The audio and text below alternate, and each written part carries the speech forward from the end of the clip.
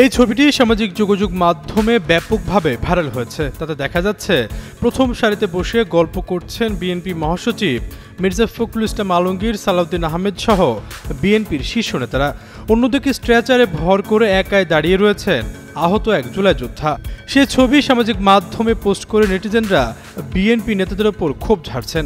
কোনো পোস্টে বলা হয় একজন জুলাই যোদ্ধা সামনে দিয়ে হেঁটে যাচ্ছেন, অথচ বিএনপি শীর্ষ নেতারা খোশ গল্পে মগ্ন রয়েছেন। জানা গেছে, সম্প্রতি বাংলাদেশ চীনমৈত্রী সম্মেলন কেন্দ্রে বিএনপি আয়োজিত একটি বিশেষ অনুষ্ঠানে আহত ওই জুলাই যোদ্ধাকে আমন্ত্রণ জানানো হয়। সেখানে অংশ নিয়ে বক্তব্যকালে বিএনপির প্রশংসাও করেন তিনি।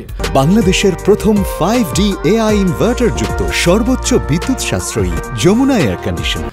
বক্তব্য শেষে মঞ্চ থেকে নেমে ওই জুলাই যোদ্ধা একাই হেঁটে তার চেয়ারের দিকে যাচ্ছিলেন। এর সামনেই বসে নিজেদের মধ্যে আলোচনা করছিলেন বিএনপি নেতারা। এমন মুহূর্তে কেউ একজন ছবি তোলেন এবং তা সামাজিক মাধ্যমে ছড়িয়ে দেন।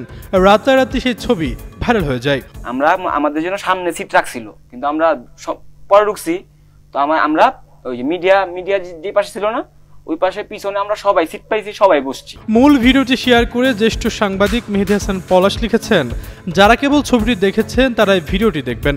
যারা ছেলেটির বক্তব্য শোনেননি তাদের প্রতি অনুরোধ, সে কি বলছে তা মন দিয়ে শুনবেন। একই ভিডিও শেয়ার করে ক্ষোভ ঝেড়েছেন আরেক প্রবাসী সাংবাদিক জুলকারনাইন স্যার। ওই জুলাই যোদ্ধা তার বক্তব্যে বলেন, আমরা বৈষম্য বিরোধী আন্দোলন করেছি, অথচ আমরা বৈষম্যের শিকার। তবে বিএনপি আমাদের সবচেয়ে বেশি খোঁজ খবর নিয়েছে। বিএনপির কাছে আমার আকুল আবেদন, আসলে আপনারাই আমাদের সব সংখ্যা দেখছেন, আপনারাই বেশি খোঁজ খবর নিছেন। সবশেষ আরও খোঁজ খবর নেওয়ার অনুরোধ জানিয়ে বক্তব্য শেষ করেন আহত এই জুলাই যোদ্ধা। আশরাফুল ইসলাম, যুগান্তর নিউজ।